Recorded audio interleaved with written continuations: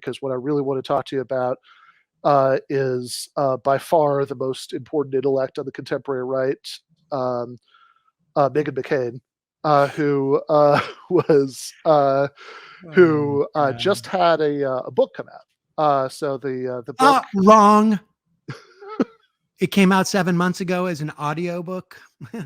Nice try, Ben. Yeah. So nice try. This came, classic authoritarian. Good job. Yeah. Well, this is the book, Bad Republican, and it has. So there were initial reports that that since it came out in paper form, Gentry form, that since it came out there were like 244 copies sold initially, which is the kind of thing that would like make me hang myself if like I put out a book and only 244 copies sold. But well, to be fair, she does have this defense. Yeah. To be fair, you probably did not get it in advance of hundreds of thousands of dollars like she did. So that's true. So it matters a little bit more how many. When you're crying about this 244 books, you would not have the ability to grab $100 bills and dab your eyes. That's fair. So she does say that my book was released 7 months ago on Audible, and I've been thrilled with response and sales. Hard copy was soft release, meant simply as a collectible. So maybe that's true, maybe that's not. But 244 people who wanted the collectible. That's also not terribly something. That's not something you want to brag about. That's very true. I will. Okay, here's something else that you don't want to brag about, but I will admit to in public here that I did. I listened to the audiobook, but I did read it because I. Wait, did you buy the book? Like I used an Audible credit, so. I wonder if that counts. Like, are you like? That's actually. I might have given some trivial amount of money to Meghan McCain. It's possible. I don't know exactly how. It's not so much that you gave her money. Like, you're one of the 244 people in the country. Like, how many times do you get to say that about anything? That's exciting. Yeah, no, absolutely. So I reviewed it for Jacobin. It hasn't come out yet, but I did read it for that purpose. And it's an interesting book. That because like. Not because it's particularly well written, it's not, but because it gives you Meghan McCain's view of the world, which, for example, there's a whole section of the book how about this incident that was extremely upsetting to her, apparently, that happened in the summer of 2020. You might remember this. So she had tweeted this: "My neighborhood in Manhattan is eviscerated and it looks like a war zone. De Blasio and Cuomo are under disgrace. This is not America. Our leaders have abandoned us and continue to let great American cities burn to the ground and be destroyed. I never could have fathomed this." This is what she posted on June 2nd, 2020. And there was there's a TV writer, she says in the book, this person wrote for Full Frontal with Samantha Bee, who quote tweeted it and responds, "Meghan, we live in the same building and I just walked outside. It's fine." And she describes this as her address essentially being given out, which is confusing to me on many levels, because I don't know how everybody is supposed to know where this TV writer lives. But I've never heard the name Kristen Bartlett, although I'm now going to Google her and find out where she lives. Find out where she lives, of course. Yeah. And she says in the book she broke her lease and like didn't, and like has not lived in New York since because of this horrible traumatic incident, which gives you some sense of the book, and it is. Seeing as how the city was eviscerated, she probably would want to move anyways. That's true, right? Doesn't really matter whether this happened or not. It was a war zone. Of course, she was going to leave. It's a war zone. Get out. She should be thanking that woman for finally making her make the right choice to get out of like this. God knows what could have happened to her. Yeah, exactly. But like the thing that, a major theme of the book, and I mean, it's basically, it reads like a bunch of, it reads like the sort of like breezy oversharing like blog that somebody like her might have done in like the late 2000s. Like that's the kind of that's the writing style of the book, which is in fact something she did do during when her father was running for president. She had something called McCain Blogette. I remember that. Oh my God. But a big theme of the book is how much everybody hates her for her conservative politics and how unfair it is. I am shocked to hear that a conservative wrote about aggrievement. That is well. I mean, it's also like, I mean, my God, there's aggrievement and there's aggrievement, right? I mean, like this is something, you know, we've you and I have argued in the past about, you know, canceling and all of that. You know, I think. You know, I mean, like if I think about like Justine Sacco or something like that, I think there's like a real complaint there. But like that example just now, I could imagine like a good friend being as snarky as that at my expense and it not like endangering the friendship. Oh, Like, you mean like I'm in the same building? It's fine. yeah. I mean, that just seems totally fine to me. I mean, she has a lot of reason to be extremely defensive.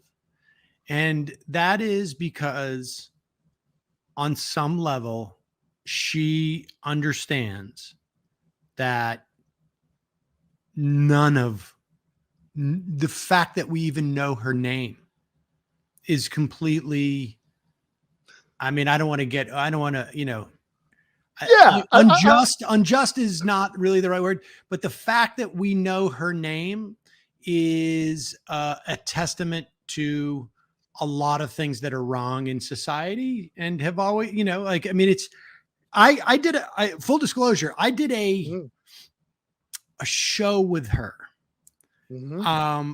At one point on two different times, I did a pilot for a show called Have I Got News for You, which is a British show. And they tried to launch it on NBC.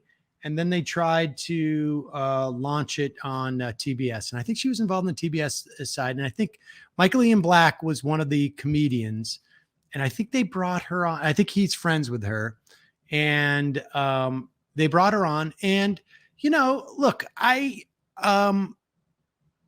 she was just like particularly unimpressive. I mean, she's unimpressive. There's no, you know, she's a character, but not even that much. And no, not even that much. I mean, and I think it is worth emphasizing that, I mean, she's not even like, look, it's not even like a moral judgment, just as like competence, right? Like, I think that, absolutely. Like, put aside the ideology. Like Abby Huntsman can carry a segment. I don't think she should be, or she's there. You know, Chelsea Clinton, she's without a doubt, you know, every door that has ever been open for her has been open because, like, and you see this in the context of someone put up a Fenton Muley. You can see this in the context of even acting. There's a tremendous amount of nepotism. Someone walks through the door, they change their last name. The casting directors are like, this is blankety blank's daughter or son, and they get more attention. She knows that she has earned virtually none, maybe totally none of everything, everything that she has accrued. And, you know, if you're living with that, you don't want to necessarily be reminded of it all the time. And people do. And that must be difficult. You could go off and actually try and earn it. But yeah, well, and I would, lest anybody think this is unjust, I want to play just as a reminder. So she's no longer on The View, but that was like the main thing she did for 4 years.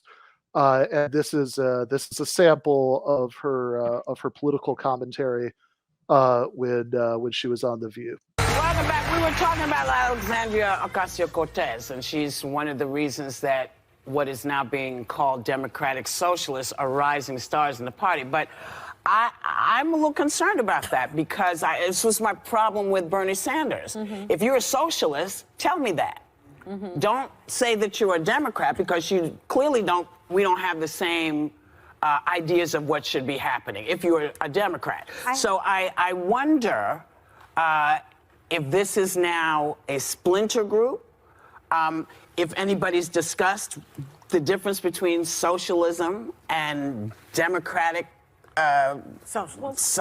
I don't know. Isn't it more like, isn't democratic socialism very close to liberalism? I mean, no. Well, think about it for a second. Medicare, Social Security, garbage collection, the post office, the library, I agree with you. That's all. Well, I agree with you democratic because we had her on the First of show, all, and I asked her this question about what do you mean by being a democratic socialist? And she went over her platform. She says Medicare for all. Good. Fully funded public schools and universities. Love it. Paid family and sick leave. Good. Justice system reform, immigration justice, infrastructural overhaul, clean campaign finance, an economy of peace, housing as a human right. Well, I don't know. It's a really successful country. Can I please push back on wrong with that? This makes my head explode, which, by the way, I hope Democrats do run a democratic socialist. Do you which hope is that just, we win? Do you want the Democrats No, because I beat think you'll Trump? lose spectacularly, and then I will look forward to election night when I finally get to tell everybody I told you so if you end up running a radical. Problem with socialism, in the words of Margaret Thatcher, at a certain point you run out of spending other people's money. Venezuela, one of the richest countries in the world in the 70s. Now, the average Venezuelan has lost 24 pounds because they're starving to death. 90% of the country is living in poverty. I think she's talking more about Scandinavia than Venezuela. But I'm sorry. This is what I need from her. Name one country that socialism has ever worked, and also every democratic socialist who is going on TV saying that it's good needs to start paying 90% in taxes. Iceland. On your tax form. No, on your tax form. On your tax form, I think you should start paying the amount of taxes that every socialist in this country thinks you need to. Because if you think the government is so good at spending money, look at the VA. Hold on a second. Because it is dangerous. I just told you several countries that do it. But I'm sorry. Hold on a minute. First off,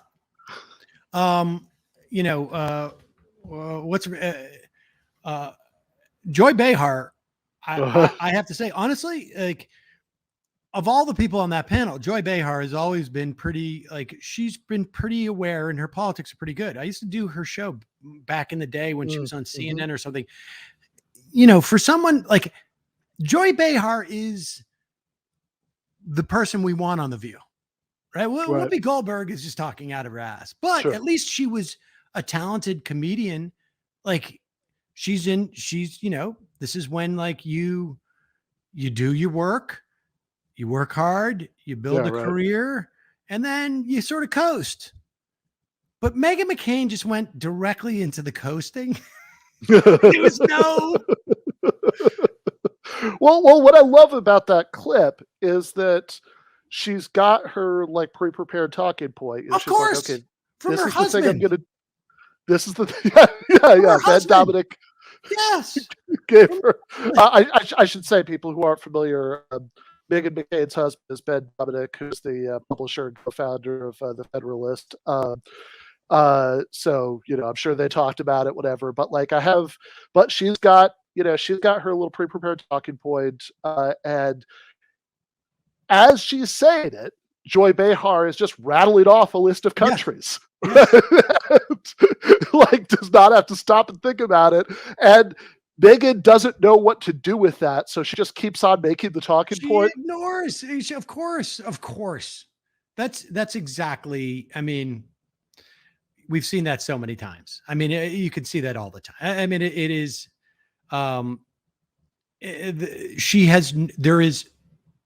She could not have gone.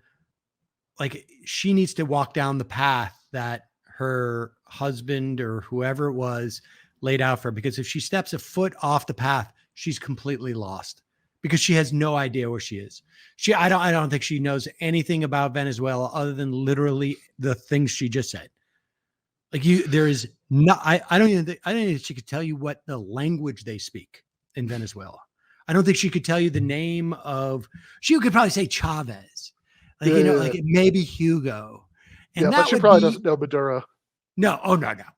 Yeah. I mean, I just, it really is all those people on that show worked. Some of them are coasting. She's like one of those skiers who helicopter in and they just drop her there, except for in this instance, skiing down the hill. It's also, there's no trees. It's not steep. It's like a mountain road sort of that she skis down. Yeah. I mean, something I like, I actually like Joey Behar a lot in that clip. I mean, something I guess if I had one thing that I wish somebody would have said, it's that if you actually look at the stats on the size of the public sector in every economy, right? Like how many, what percentage of the population works for the government, which, it seems like if socialism, I mean, obviously how people are using the word socialism here is not really well defined, but like that, let's just say has something to do with the role of the government in the economy. That would, so the public sector in Venezuela is larger, or was under Chavez. I haven't seen more recent years numbers. Is larger than the U.S., but it's like smaller than France. It's like way smaller than any of the Nordic countries. So like this idea that everything that's wrong with Venezuela is wrong with it because of socialism sort of doesn't make sense on its face. No, of course not. And really what they're talking about is the idea of like nationalism, like a nationalizing, oil production. I mean, this is what they're really talking about. The idea that a government has the ability or the will to not allow for other people to extract their resources. It really is. I mean, that's the issue in many respects. And so so I should say, to be fair, she does finally think of a response to the stuff about the Nordics. So we have that too. Everybody, God bless you all. I hate that bell. I know you hate the bell. Then everybody stop talking over each other, and I won't hit the bell. With a population of 300,000 people, in no way can be related in any way comparably to the United States of America. I'm sorry. If you think it's good, then you need to be paying the amount of taxes that in socialistic countries. Let her get her thing and go ahead. Because it's petrifying to me that this is being normalized. All right, go ahead. Okay. So you're saying you run out of people's money, other people's money, Margaret Thatcher. I didn't say that. They have just given this enormous tax break to the very, very wealthy in this country. That tax break doesn't have to be so generous to those really rich people, does it? Because if you don't give that money to them, what happens to that money? Better schools, better post office, better garbage pickup, better police departments, better fire departments. If you think the government is so good at running things, then the post office is a great run business. The VA, I'm sorry, comparing the United States of America to a small country in Europe is delusional. And I'm sorry, some of us do not want socialism to be normalized in this country. I am an example. Wait, can I finish? 70% of taxes. I mean, Joy Behar, sewer socialist. yeah, apparently. But I mean, that was the talking point. It's a tiny country, and you can't do things in big countries that you can do in small countries. And I got news for you. Like, I'm sorry. Even Louis DeJoy, as much as he tried, couldn't sink the post office. The post office is almost like a miracle in many respects. The postal service in this country is amazing. I want to be respectful of your time, but I do, since we did all the Meghan McCain stuff, I did not want to let that go without giving you my favorite quote from her book, which is, there's very little time spent, you'll be shocked to know, with Meghan reflecting on why she believes any of the stuff she believes. She, in multiple directions. Like, I think the fact that she makes a big point of the fact that she didn't like Trump and she voted against Trump and all this stuff, like, on a policy level, I have no idea why that is. Like, I don't think that she actually disagrees with Trump about anything. I'm pretty sure that what she doesn't like about Trump is that he's crude and crass and he was mean to her dad. Like, I think he that's completely shat all over John McCain. Completely shat over him. All over him. And that's why. I mean, that's it. Of course. Yeah. Of course. And she has to, because if she doesn't have a problem with Trump, somebody's going to go like, you're just like the Trump kids. Yeah, no, absolutely. And not even like, you're not even like Ivanka. You're like Eric. So is there a is there a higher, like in the hierarchy of Trump kids, right? So if like Ivanka is like the least ridiculous Trump child. Well, I don't want to say that. Okay. They're all ridiculous, but I think Ivanka sure. is the one who seems to be the most adept, right? Because she's like somehow managed to both like avoid being Donald Trump Jr., where you have to like medicate yourself so heavily so that, and desperate for your father's love, and also completely deluded as to like what your abilities are. She wants to still be in like high society. He knows he could never fit there anyways. And so she's been pretty adept. Like, how is it that, I mean, she stayed out of the news for the past year. When was the last time you read anything about Ivanka? Yeah. And God knows how many millions of dollars she made off of being the president's daughter, right? Like, I mean, how many, like tens of millions of dollars, like licensing shit to China. Like, I mean, just, and there hasn't been a single thing written about her in a year. Yeah, I mean, she's got this kind of baseline competence as somebody who she's super adept at being a horrible person. Right. Donald Jr. Eric and Don Jr. I don't think could like. I think if you did the thing like, what's the Sacha Baron Cohen movie where he's like this Gaddafi kind of dictator, and then like his facial hair is shaved and he has to go like, just be a normal person because he can't convince anybody of who he is, right? If you did some sort of scenario like that for Eric and Don Jr., they would like starve to death within a week. Oh my God, yes. And Don at least has like said, like been able to sort of say like, I'm going to be Donald Trump Jr. essentially, and I'm not going to get anywhere close to that, but I'm going to monetize this.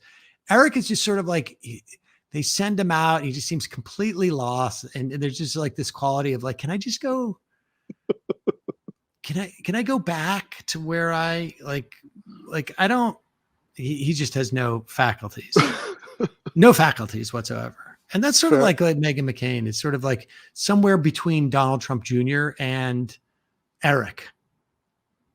That's fair. So there's this point early on where she says, okay, so she's a bad Republican, hence the title of the book, because she doesn't like Trump and she thinks gay people are okay. She has one or two other sort of deviations from ultra-conservatism all along those lines. But she's listed off all of her conservative beliefs at the beginning. And this quote jumped out at me from the sort of like Republican catechism she gives at the beginning of the book. She says, I support the military, school choice, freedom of speech, responsible fiscal policy, and the Second Amendment. I believe taxation is theft. So what strikes you about that quote? The taxation is theft. It's just batshit crazy. Well, it is batshit crazy, but also she supports the military and she thinks taxation is theft. She supports aid to Israel and she thinks taxation is theft. How does all this work? It's necessary theft. Okay. Well, this is what I mean. I lived for a while upstate next to some people who were hardcore libertarians, like hardcore libertarians, who believed that that the income tax was illegal because I think it was like Kansas didn't actually have quorum. They sent their vote in like 1916, I think it was. And the amendment, I can't remember which amendment it is off the top of my head right now, was illicit. I think it's like the 16th or 17th amendment, maybe, that established income tax. And that the idea that taxation is theft falls apart. It's completely contradictory. She doesn't believe anything. This is the thing. She doesn't believe anything. This is like the akin of like Dave Rubin, who's like, I'm for limited government and single payer healthcare. Do you remember he used to say that? Like, I do remember that. Until somebody was like, dude, you can't get it's almost impossible to get a bigger government than one that provides single payer healthcare. Like it's like you could, but it would just be marginally bigger. Once you do healthcare, you have done the biggest expense. Because you've just taken in. It would like be a more efficient way to do it, but you've just taken in this giant sector of the economy into the purview of what government is doing. Meghan McCain tried to debate shit on The View, and she couldn't. She had to quit because she realized that she couldn't spout off her completely ignorant, nonsensical bullshit without, Joy Behar dismantling her in front of millions of people. And like I say, I have respect for Joy. We don't have the exact same politics, but she's been a very consistent voice and reaches, people that I think that I could never reach. Meghan McCain doesn't know what the fuck she's talking about. Let's that's overwhelmingly clear. I mean, that like she actually has a line in the book. I mean, and it is very funny that like two big threads in the book are one, her talking about how tough she is and how like, she gets all the shit from all these people and she's so tough that she just like sticks with it. And two, her saying why she had to quit doing everything she's ever done. Like she's she can't live in New York because this woman tweeted about living in the same building. She can't be on The View because they were too mean to her. She can't be on late night. She can't go on late night shows because she vowed to herself she would never do that again because Seth Meyers like pressed her too hard, like about like a comment she'd made about like trying to smear Ilhan Omar as an anti-Semite basically, and she had she can't. My favorite is she can't do college speaking anymore because in 2012 she was at Reed College and she did a college speaking thing, and as far as I could tell from her description, nobody heckled her. There was no protest, nothing like that, right? But like in the Q&A, basically, people were mean to her. That they and to be fair, like from her description, they were a little mean. I think not in an unjustified way, but somebody said, and I quote, "This is a comment, not a question. You're only here because of your dad," which seems not unreasonable to me, but whatever. It's 100% true. Like I would say, like there's not even, it's not 99.99% true. It's 100% true. Like her dad is the but for, right? Like she could be marginally talented at something, but she would not be speaking at Reed College. Right. But for the fact that her there's no world in which she would be doing that because she doesn't like, I think literally you could take, maybe not the phone book, I guess that's a dated way to put it, but like, you could just take everybody who's ever like spoken at a college political meeting and just pick one at random and they would probably do a better job. Of course. And look, the bottom line is, had John McCain actually paid a price for the Keating 5 scandal, yes, the savings and loan scandal in the mid 80s, late 80s, this is why this is why McCain-Feingold bill existed, because he was so scandalized and had been basically bought and paid for to create what was one of the first, I don't know if it was the first, but it was one of the first like sort of fraud-laden financial crisis that was systemic. The savings and loans crisis. People should look that up. Someone should do a podcast of that. Like, like that is one that sort of has gotten buried. And that was pretty pivotal because it sort of like established this pattern of like, we're not going to, people were punished in that. But because he was able to escape that by just sort of rebranding and talking about the way that campaigns are financed. But if that had the impact that it should have had, but for maybe in that instance, the fact that he was, had been a POW, Meghan McCain right now would just be like significantly less wealthy. personally. She just have to wait for her mom, who apparently, according to Steve Schmidt, highly disappointed in Meghan. Yes. Yes, I saw that. That was fantastic. He basically said that that Meghan's mom loved her least. Oh yeah, and that wasn't even. He was not surmising that. Much nicer about it than the quote was. Meghan's mom basically said that to him. That's not him interpreting that. When he complained about her, she said, "Well, I raised two wonderful sons." Yeah. So there's one son. What to be fair, as a parent, like Ted Williams, greatest hitter of all time, only was batting 400. So no, that's like 660 percentage. Like that's pretty good. But no, she would just be like, just some spoiled kid living in Arizona, and like her mom just being like, I'm cutting back your allowance. But hey, I need to buy new shoes. She wouldn't even probably be married to Ben Dominic. No, and that's like not. No, that's almost like a punishment. It's like a punishment. Like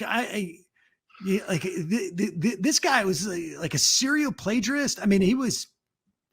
Do you know his like plagiarism? I actually don't know. No. Go deep into Ben Dominic. He was big back in the aughts, and I don't know. Like it's offensive. Yeah. That there is no word. You don't hear people say Faildaughter. The Jacobin review of her book, they don't always take the suggested titles that I put on it, but that is the suggested title that I put on this. I mean, it's Faildaughter. It's offensive. It's offensive that, and she should. Her biggest contribution to the world could be introducing that term. Introducing the term Faildaughter. Yeah.